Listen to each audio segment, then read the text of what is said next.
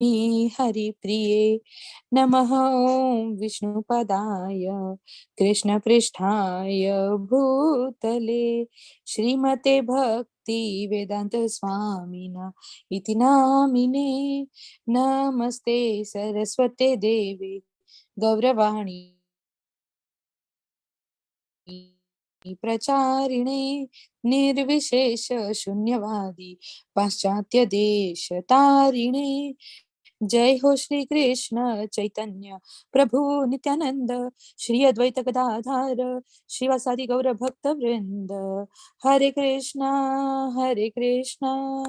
कृष्ण कृष्णा हरे हरे, हरे रामा राम राम हरे हरे। हरे कृष्ण. हरे कृष्ण. सर्वांना वाचनाला सुरुवात करण्याआधी प्रभू श्रीकृष्णाच्या चरणी नतमस्तक होऊया आणि त्यांचा आशीर्वाद घेऊया. श्री श्री राधा गोविंदांच्या चरणी नतमस्तक होऊया आणि त्यांचा आशीर्वाद घेऊया. श्रीला प्रभुपादांच्या चरणी नतमस्तक होऊया आणि त्यांचा आशीर्वाद घेऊया. नामनिष्ठ दास प्रभूजींना वंदन करूया आणि माझ्या प्रेरणा पूजा माताजी, मनीषा माताजी आणि अन्वया माताजी यांना वंदन करून आज आपण आपल्या वाचनाची सुरुवात करूया. इस्कॉन श्री श्री राधा गोविंद टेम्पल मंगलुरू यांच्या आत्मसाक्षात्काराचे विज्ञान या पुस्तकाच्या मराठीमधील वाचनामध्ये तुम्हा सर्वांचं स्वागत आहे. तर आपण वाचत होतो आपला 6वा अध्याय, ज्याचं नाव आहे आधुनिक समस्यांवर वैदिक उपाय. तर श्रीला प्रभुपादांनी आपल्याला आपल्या या कलियुगामधल्या असलेल्या आपल्या ज्या समस्या आहेत, नाम संकीर्तनासाठी आपल्याला कोणती समस्या निर्माण होते किंवा भगवत भक्ती कृष्ण भावनेच्या मार्गामध्ये जर अडचणी निर्माण होत असतील तर त्या या ज्या आधुनिक समस्या निर्माण होतात त्यावर आपल्या वेदांमध्ये कोणते उपाय सांगितलेले आहेत ते वैदिक उपाय. आणि या आधुनिक युगामध्ये कृष्ण भावना कशा प्रकारे आपण कृष्ण भावनेच्या मार्गावर आपली वाटचाल सुरू ठेवायची याचं मार्गदर्शन श्रील प्रभुपाद आपल्याला या अध्यायाच्या माध्यमातून करतायत.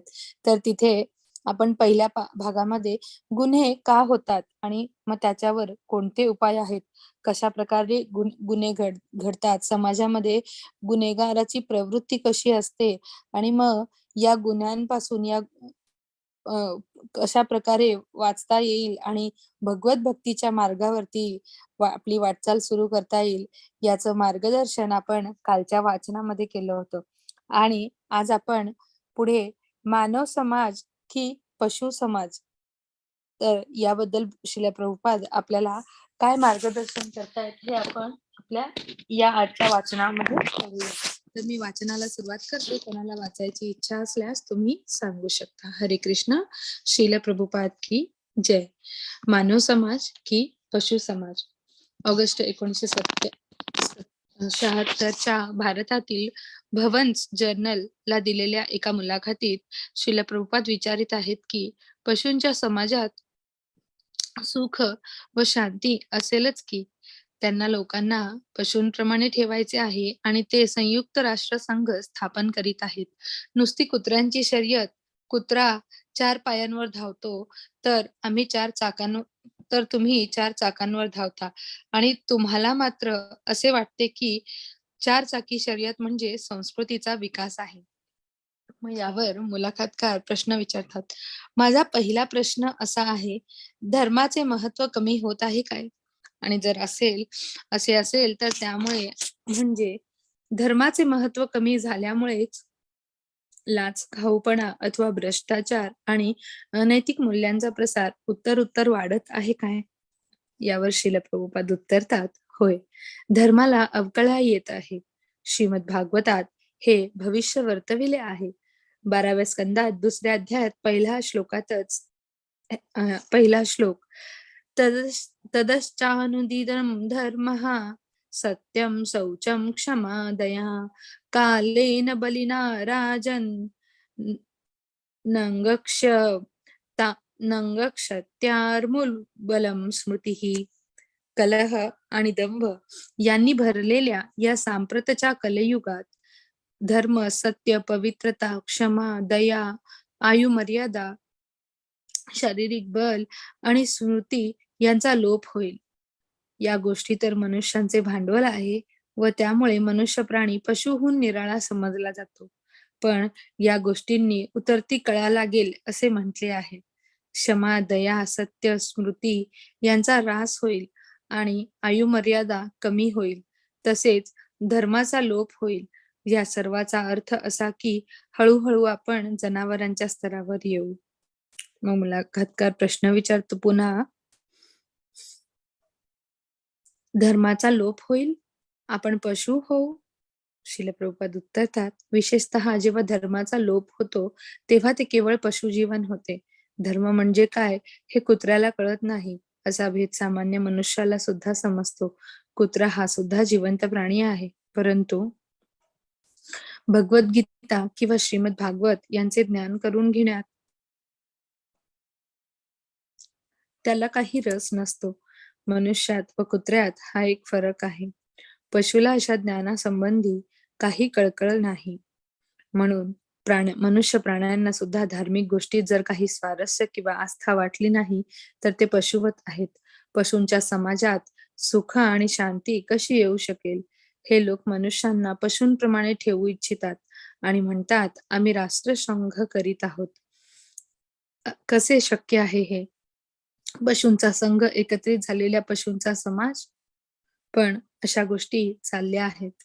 मग यावर मुलाखतकार पुन्हा प्रश्न विचारतो, तुम्हाला काही आशादायक लक्षणे दिसतात काय? श्रील प्रभुपाद उत्तरतात, निदान या लोकांच्या उघडकीस आले आहे की धर्म ऱ्हास पावत आहे. एवढे तरी चांगले आहे. ऱ्हास पावणे यावरून ही माणसे जनावरे होणार आहेत असा बोध होतो. तर्कशास्त्रात म्हटले आहे की मनुष्य हा बुद्धिमान प्राणी आहे. जेव्हा ही बुद्धिमत्ता हरपते, तेव्हा मनुष्य केवळ पशुवत होतो. तो मनुष्य प्राणी राहत नाही. मानव समाजात तुम्ही ख्रिश्चन, मुसलमान, हिंदू अथवा बौद्ध कोणत्याही धर्माचे असा, त्याला महत्व नाही. पण काहीतरी धर्मव्यवस्था असली पाहिजे. धर्मविरहित मानव समाज हा पशु समाज होय, हे उघड सत्य आहे. आताचे हे लोक सुखी का नाहीत? याचे कारण ते धर्म मानित नाहीत. धर्माचा अभाव झाला आहे. हे लोक धर्माचा अवेर करीत आहेत. एका सभ्य गृहस्थाने मला लिहिले आहे की एकदा टॉलस्टॉय म्हणाला, जोपर्यंत चर्चच्या खाली सुरुंग ठेवला जात नाही, तोपर्यंत शांतता प्रस्थापित होणे शक्य नाही. सध्या रशियन सरकारचा परमेश्वरी भावनेला कडक विरोध आहे, कारण त्यांना वाटते की धर्माने सारे सामाजिक वातावरण बिघडवून टाकले आहे. मग मुलाखतकार यावर म्हणतात, त्यात काहीतरी सत्य असावे असे दिसते. यावर श्रील प्रभुपाद उत्तरतात, एखाद्या धार्मिक व्यवस्थेचा दुरुपयोग होत असेल, पण त्याचा अर्थ असा नाही की धर्मच वर्ज्य करावा. खऱ्या धर्माचा स्वीकार केला पाहिजे. तथाकथित धर्मोपदेशकांकडून धर्माचे पालन योग्य रीतीने होत नाही, म्हणून धर्मालाच झिडकारावे असा अर्थ होत नाही. माझ्या डोळ्यात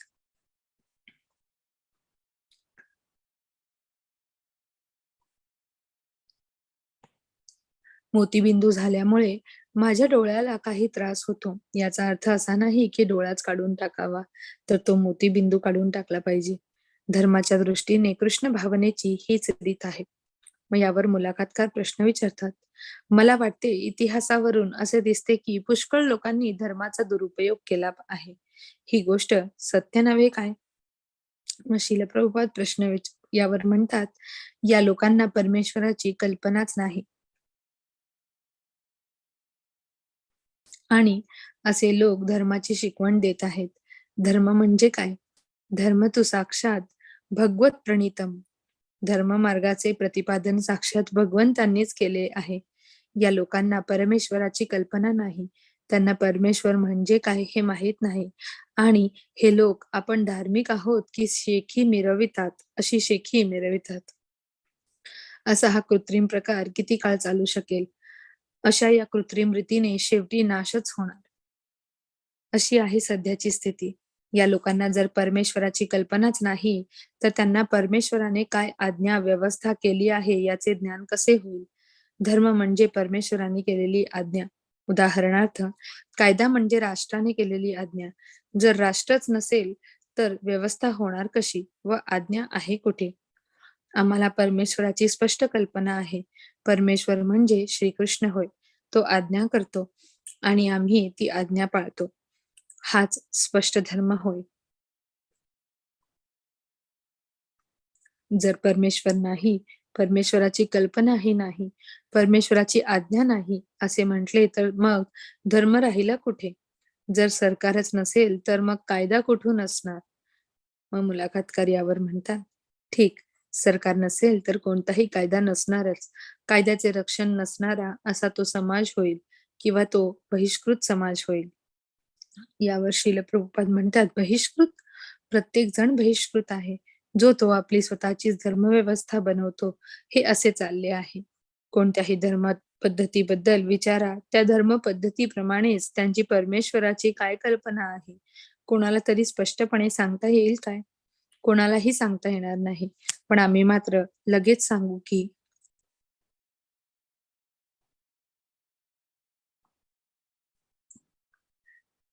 वेणुं क्वणन्तमरविन्ददलयाताक्षं बर्हावतं समसीताम्बुध सुन्दराङ्गं कन्दर्पकोटिकमनीयविशेषशोभां गोविन्दम् आदिपुरुषं तमहं भजामि. जो वेणुनादात कुशल आहे, ज्याचे तेजस्वी नेत्र कमलक्षतांप्रमाणे आहेत, ज्याच्या मस्तकावर मयूरपिच्छ शोभिवंत आहे, ज्याच्या अंगकांतीला मेघाच्या नीलवर्णाची छटा आहे, ज्याचे निरुपम सौंदर्य लाखो मदनांना मोहविते, त्या आदिपुरुष गोविंदाला मी भजतो. ब्रह्मसंहिता 5.30. याप्रमाणे आम्ही परमेश्वराचे वर्णन लगेच करू शकतो. जर धर्मात परमेश्वराची कल्पना नाही, तर तो कशा प्रकारचा धर्म म्हणावा? मुलाखतकार म्हणतात, ते मला माहीत नाही. मग यावर श्रील प्रभुपाद उत्तरतात, तर तो बनावट धर्म होय. लोकांना परमेश्वराची कल्पना नाही व म्हणून त्यांना धर्माचे ज्ञान नाही. ही अधोगती होय. व धर्माचा असा ऱ्हास होत चालल्याने मनुष्य प्राणीही अधिकाधिक पशूंसारखे होत चालले आहेत. पशु म्हणजे ज्याला स्मरणशक्ती नसते तो. जर काही खाद्यपदार्थ ठेवलेले असतील तर कुत्रा तेथे येतो. मग मी म्हणतो हट आणि तो जातो. पण तो पुन्हा येतो. कारण त्याला स्मृती नसते. तसेच जेव्हा परमेश्वरासंबंधी आपली स्मृती कमी होते, तेव्हा त्याचा अर्थ असा की आपले मानवी गुण कमी होत आहेत. कलियुगात या मानवी गुणांचा ऱ्हास होईल. याचा अर्थ असा की लोक कुत्र्या-मांजरासारखे होत आहेत. मग यावर मुलाखतकार म्हणतात, आता माझा दुसरा प्रश्न आहे. वैदिक संस्कृती विरुद्ध परंपरागत असा आरोप केला जातो की ही संस्कृती दैववादी आहे आणि ती लोकांना प्रारब्धवादी श्रद्धेचे गुलाम बनवते. म्हणून ती प्रगतीला प्रतिबंध करते. हा आरोप कितपत खरा आहे? यावर श्रील प्रभुपाद उत्तर, तुम्ही जी प्रगती म्हणता ती प्रगती म्हणजे काय? कुत्रा उडी मारतो ही त्याची प्रगती आहे काय? मग त्या उडी मारण्याला प्रगती म्हणता येईल काय? कुत्रा 4 पायावर इकडे-तिकडे धावतो आणि तुम्ही स्वयंचलित यंत्राच्या 4 चाकावरून इकडे-तिकडे धावता. ही प्रगती आहे काय? वैदिक पद्धती अशी नाही. वैदिक पद्धतीप्रमाणे मनुष्याच्या ठिकाणी ठराविक प्रमाणात शक्ती असते आणि मनुष्याला पशूंपेक्षा अधिक चांगली जाणीव असल्यामुळे मनुष्याच्या ठिकाणी असणारी शक्ती ही पशूंच्या ठिकाणी असणाऱ्या शक्तीपेक्षा अधिक मूल्यवान आहे. मग यावर मुलाखतकार म्हणतात, मनुष्याला पशूंच्या पेक्षा अधिक स्वातंत्र्य असते किंवा मला वाटते अधिक जबाबदारी असते. या बाबतीत बहुत करून कोणीही वाद घालणार नाही. मग यावर श्रील प्रभुपाद म्हणतात, म्हणून मानवशक्तीचा उपयोग आध्यात्मिक उन्नतीकरता केला पाहिजे. त्या शक्तीचा उपयोग कुत्र्याबरोबर स्पर्धा करण्याकरता करू नये. साधू वृत्तीचा मनुष्य कुत्र्यासारखा उद्योग करीत नाही. आजकाल लोकांना वाटते की कुत्र्यासारखी धावपळ करणे म्हणजे जीवन होय. पण वास्तविक जीवन याचा अर्थ आध्यात्मिक प्रगती होय. म्हणून वैदिक साहित्यात म्हटले आहे, तस्यैव हतोः तस्यैव हतोः प्रयतेत कोविदो न लभ्यते यद् भ्रमतामुपर्यधः तल्लभ्यते दुःखवदनन्यतः सुखं कालेन सर्वत्र गभीरहंसः गभीररमहंसः. जे लोक खरोखरीच बुद्धिमान आणि तत्व प्रवीण आहेत त्यांनी अशा फलसिद्धीकरिता प्रयत्न करावा की जी ब्रह्मलोकापासून पाताळापर्यंत भटकूनही मिळण्याजोगी नाही. इंद्रियापासून प्राप्त होणाऱ्या सुखाचा उपभोगाचा विचार केला तर ज्याप्रमाणे आपली इच्छा नसतानाही कालगतीने दुःखे प्राप्त होतात, त्याप्रमाणे कालगतीने ते सुखही प्राप्त होऊ शकते. श्रीमद भागवतात पहिल्या स्कंदातल्या 5व्या अध्यायातला हा 18वा श्लोक आहे. मग यावर मुलाखतकार प्रश्न विचारतात पुन्हा, तुम्ही हे जरा अधिक स्पष्ट करून शकाल काय? मग श्रील प्रभुपाद उत्तरतात, मनुष्याने आपल्या शक्तीचा उपयोग अशा वस्तूच्या करिता करावा की त्याला आतापर्यंत मागील अनेकानेक जन्मात मिळाली नाही.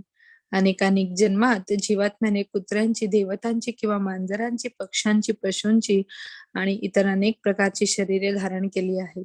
84 लक्ष अशा निरनिराळ्या प्रकारच्या इंद्रियांना संतुष्ट करणे हाच उद्योग चालला आहे. मग मुलाखतकार यावर प्रश्न विचारतात, म्हणजे काय? श्रील प्रभुपाद म्हणतात, म्हणजे असे की उदाहरणार्थ कुत्रा हा इंद्रियांना संतुष्ट करण्याकरता भटकण्यात मग्न असतो.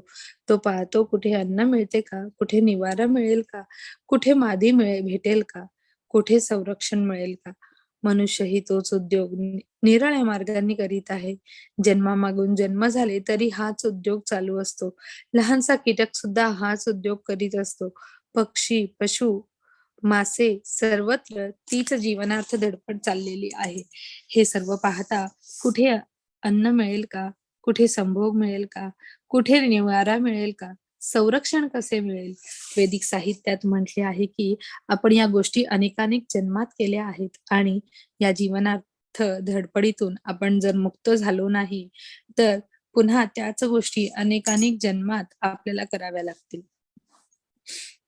मुलाखतकार प्रश्न विचारतात, आता मला समजू लागले आहे. श्रील प्रभुपाद म्हणतात, होय, ठीक.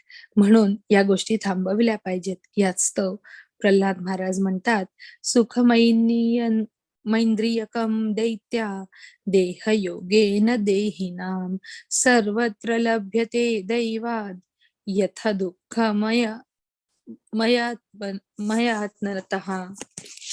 दैत्य हो, इंद्रिय विषयाचा शरीराशी संपर्क झाला म्हणजे जे सुख भोगले जाते ते पूर्वी केलेल्या कर्मानुसार जो जन्म प्राप्त झाला असेल त्या कोणत्याही जन्मात मिळू शकते. ज्याप्रमाणे आपल्याला दुःख मिळते त्याचप्रमाणे कोणत्याही प्रकारचा प्रयत्न केल्याविना असे सुखही आपोआप प्राप्त होते. श्रीमद भागवत 7वा स्कंद 6वा अध्याय 3रा श्लोक. कुत्र्याला शरीर असते व आपल्यालाही शरीर असते, म्हणून माझ्या संभोग सुखात आणि कुत्र्याच्या संभोग सुखात काही फरक नसतो. संभोगातून मिळणारे सुख दोन्हीकडे सारखेच असते. कुत्र्याला रस्त्यात कोणाही समोर संभोग सुख घ्यायला भीती वाटत नाही. आपण फक्त ते संभोग सुख कोणासमोर करत नाही, गुप्तपणे करतो, एवढाच फरक आहे.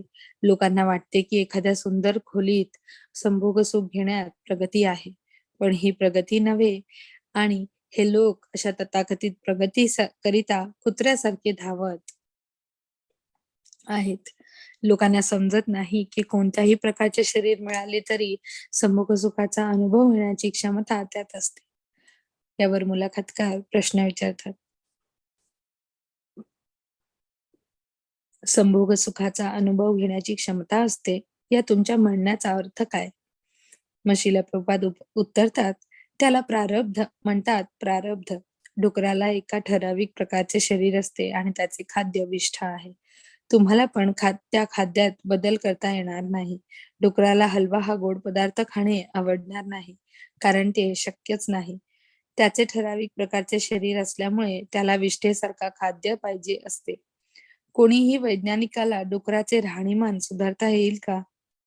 मग मुलाखतकार यावर म्हणतात, त्याबद्दल मला संशय वाटतो. मग श्रील प्रभुपाद म्हणतात, म्हणून प्रल्हाद महाराज म्हणतात की त्याचा अनुभव घेण्याची क्षमता आधीच ठरलेली असते. सुख मूलतः सारखेच आहे, फक्त शरीराच्या भिन्नतेप्रमाणे थोडा फरक पडतो. जंगलातल्या रानटी मनुष्यालाही तेच सुख पाहिजे असते. लोकांना आता वाटते की संस्कृती म्हणजे गगनचुंबी इमारती बांधणे ही होय, वैदिक संस्कृती म्हणते की नाही, ही प्रगती नव्हे. मानव जीवनाची खरी उन्नती म्हणजे आत्मसाक्षात्कार.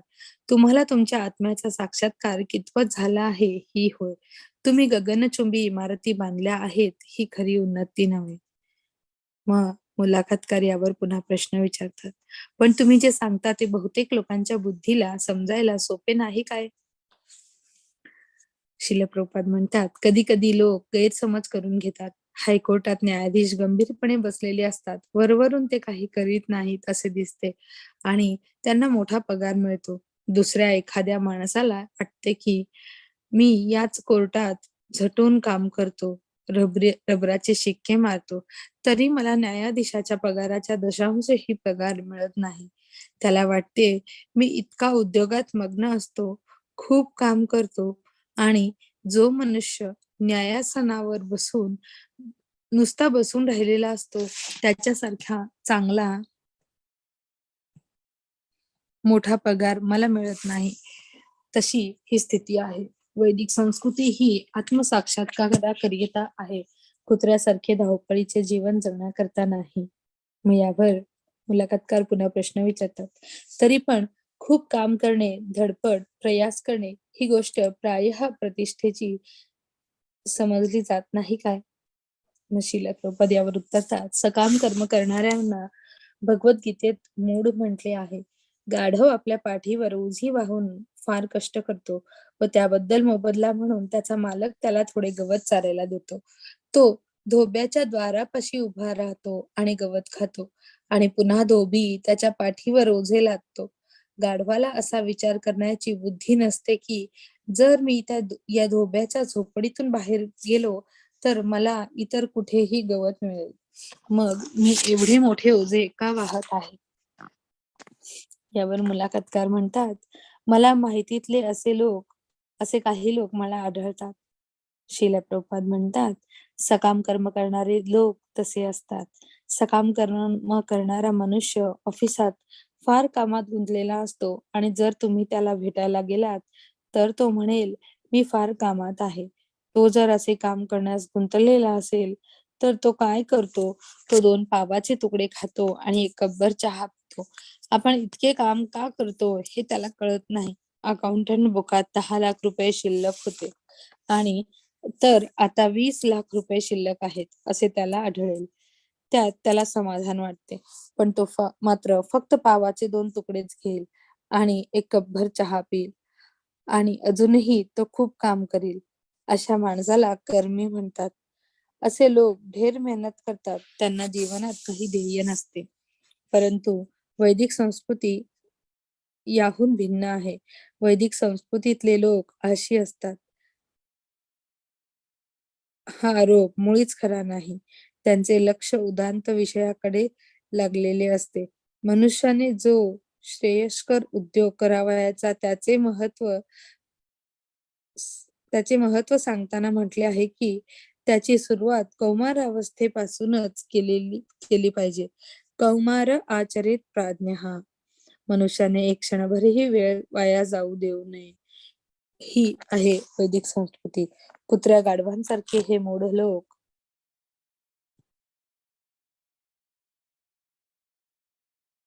म्हणतात, माझ्यासारखे काम हे लोक करीत नाहीत. त्यांना वाटते की आम्ही कृष्ण भावनाभरित लोक कामातून मुक्त झालो आहोत. होय, आम्ही तुमच्या निष्फळ व्यर्थ उद्योगातून मुक्त झालो आहोत. वैदिक संस्कृती ही आत्मसाक्षात्कारार्थ असलेल्या उद्योगाकरिता उद्देशलेली आहे. यावर मुलाखतकार प्रश्न विचारतात, वैदिक संस्कृती म्हणजे काय याची आम्हाला अधिक माहिती स्पष्ट करून द्याल काय? श्रीला प्रभुपाद यावर उत्तरतात, वैदिक संस्कृतीचा आरंभ वर्णाश्रम पद्धतीपासून होतो. या वर्णाश्रम पद्धतीत ब्राह्मण, क्षत्रिय, वैश्य आणि शूद्र म्हणजे अनुक्रमे विद्वान, ज्ञानी, उपदेशक, राज्यकर्ते, व्यापारी व शेतकरी आणि कष्टकरी कामगार यांचा समावेश होतो. तसेच ब्रह्मचारी, गृहस्थ, वानप्रस्थी आणि संन्यासी म्हणजे अनुक्रमे ब्रह्मचर्य व्रत पाळणारे विद्यार्थी, गृहस्थ, सेवानिवृत्त, विवाहित लोक आणि गृहत्याग केलेले योगी यांचा समावेश होतो. अंतिम ध्येय या पद्धतीचे परमपुरुष भगवान श्रीकृष्णांची उपासना करणे हे होय. जर तुम्ही श्रीकृष्णांची उपासना कराल तर तुमची ब्राह्मण, क्षत्रिय, वैश्य, शूद्र या नात्याने जी व्यवसायाची कर्तव्य आहेत ती सर्व तुम्ही यशस्वी रीतीने कराल. म्हणून तुम्ही कृष्ण भावनामृताचा त्वरित स्वीकार करा. हीच गोष्ट महत्वाची आहे. यावर मुलाखतकार म्हणतात, अधिक स्वाभाविक अशी जी जीवन पद्धती आहे तिची जर लोकांना खरोखर माहिती झाली आणि ती जीवन पद्धती अधिक पूर्णत्व प्राप्त करून देणारी आहे किंवा अधिक लाभदायक आहे असे लोकांना खरोखर कळले तर मग समस्या राहतील कशा? तुम्ही म्हणता त्याप्रमाणे ते त्या जीवन पद्धतीचा प्रत्यक्षपणे अंगीकार करतीलच. यावर श्रील प्रभुपाद म्हणतात, पण लोकांना तर काहीच माहित नाही व म्हणून त्यांना धर्म नाही. त्यांचे जीवन नुसते कुत्र्यासारखे धावपळीचे आहे. ही धावपळ म्हणजे समाजाची प्रगती नव्हे. म्हणून आधुनिक समाज परिणामदृष्ट्या काही करीत नाही असे म्हटले जाते. तुम्ही कुठेही असा, तुमच्या नशिबात जे असेल तेच तुम्हाला मिळण्यासारखे आहे. याकरिता तुम्ही कृष्ण भावनामृताचा स्वीकार करा. प्रल्हाद महाराजांनी उदाहरणावरून दाखवून दिले आहे की तुम्हाला न आवडणारी गोष्ट नको असते तरी ती तुमच्याकडे येतेच. त्याचप्रमाणे जे सुख तुमच्या नशिबात आहे ते तुम्हाला नको असले तरी तुमच्याकडे येते.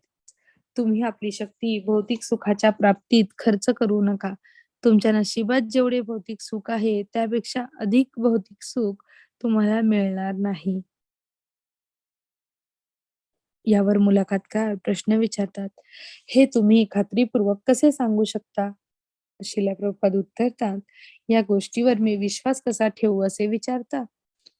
तर मी विश्वास ठेवतो याचे कारण असे की जरी एखादी तुम्हाला त्रासदायक वाटणारी स्थिती नको असली तरी ती तुम्हाला प्राप्त होतेच. उदाहरणार्थ,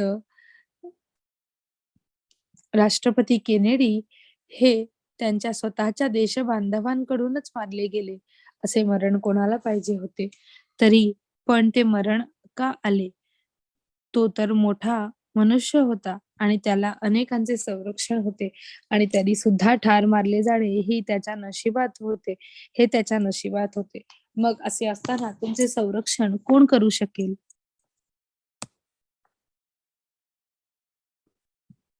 यावरून जर कष्टदायक स्थिती मला नशिबाने प्राप्त होते तर त्या उलट असणारी ती जी सुखाची स्थिती ती सुद्धा मला प्राप्त होईल. अशा प्रकारे दैवयोगाने जी स्थिती प्राप्त झाली आहे तिच्यात फेराफार करण्यात मी माझ्या काळाचा अपव्यय का करावा? म्हणून कृष्ण भावनेत माझ्या शक्तीचा मला सदुपयोग करू द्या. हेच बुद्धिमत्तेचे लक्षण आहे. तुम्हाला तुमची दैवगती अडविता येत नाही. प्रत्येकाला काहीतरी सुखाचा आणि काहीतरी दुःखाचा अनुभव घ्यावाच लागेल. कोणालाही एकसारखे अखंडित सुख भोगता येत नाही, कारण ते अशक्य आहे. ज्याप्रमाणे तुम्हाला दुःखाचा प्रतिबंध करता येत नाही, त्याचप्रमाणे तुम्हाला सुखाचाही प्रतिबंध करता येत नाही. सुख व दुःख तुम्हाला आपोआप प्राप्त होते. म्हणून गोष्टींच्या प्राप्तीत तुम्ही कालापव्यय करू नका. वेळेचा उपयोग कृष्ण भावनेत उन्नत होण्यात करा. मग यावर मुलाखतकार पुन्हा प्रश्न विचारतात, कृष्ण भावना भवित मनुष्याने प्रगतीकरिता प्रयत्न करू नये काय? मग शिला प्रभुपाद उत्तरतात, खरी गोष्ट अशी आहे की जर तुम्ही वृथा प्रगती करण्याचा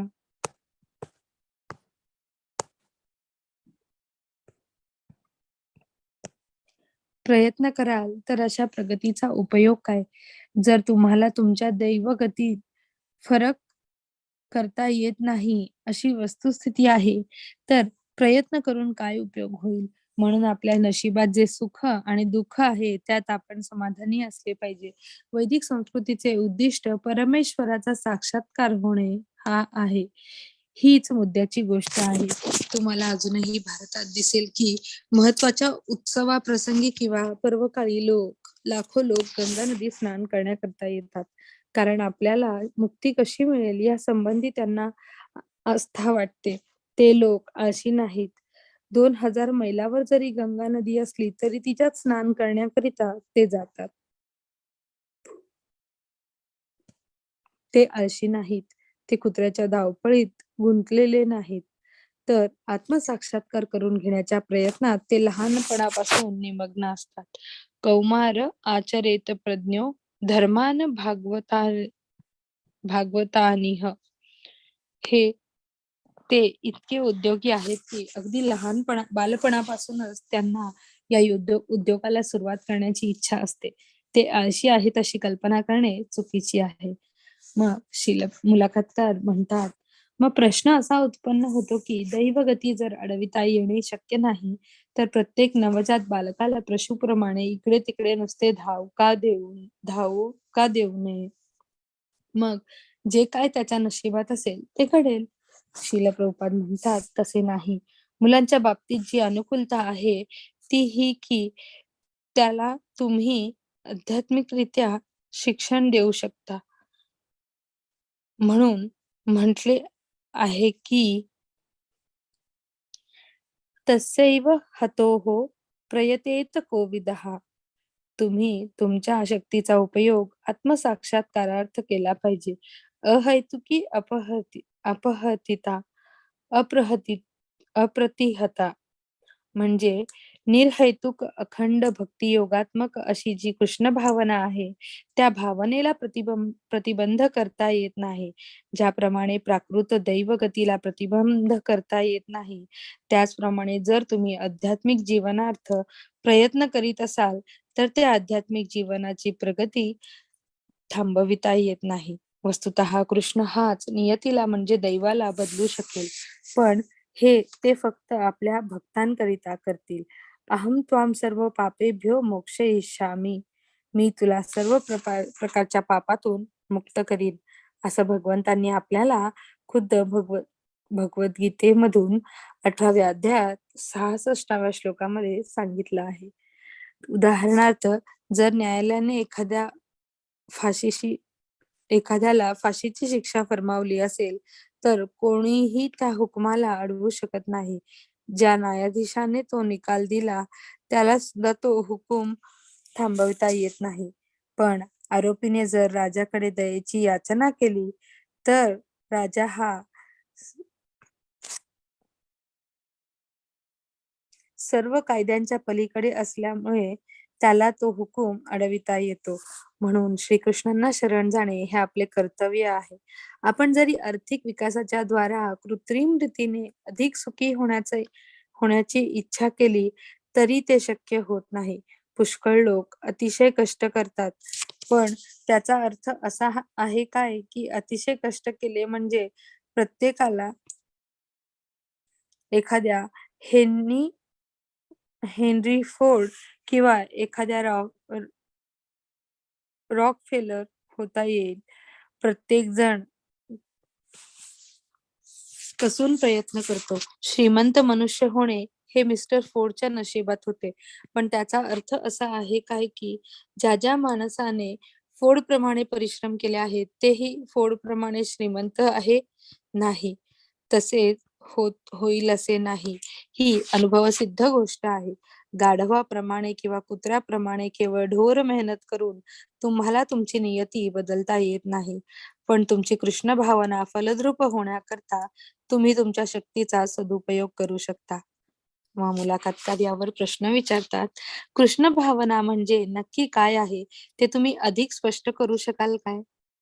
मग श्रील प्रभुपाद यावर उत्तरतात, परमेश्वरावर प्रेम करणे हीच कृष्ण भावना होय. जर तुम्ही परमेश्वरावर प्रेम करायला शिकला नसाल तर तुमच्या निष्ठेला काय अर्थ आहे? जेव्हा तुम्ही प्रत्यक्ष परमेश्वरावरील प्रेमाच्या स्तरावर येता तेव्हा मी परमेश्वराचा अंश आहे याची तुम्हाला जाणीव होते व परमेश्वराशी आपला संबंध आहे हे तुम्हाला समजते. नंतर प्राणी मात्रांवरही तुम्ही प्रेम करू लागता. वस्तुतः जर तुम्ही परमेश्वरावर प्रेम केले तर तुम्ही कीटकावरही प्रेम कराल. तुम्हाला मग समजेल की कीटकाचे शरीर वेगळे आहे, पण तो कीटक सुद्धा माझा पिता जो परमेश्वर याचा अंश आहे. म्हणून तो कीटक सुद्धा माझा भाऊ आहे. मग तुम्ही कत्तलखाने चालवणार नाही. जर तुम्ही कत्तलखाने चालवलेत आणि अशा रीतीने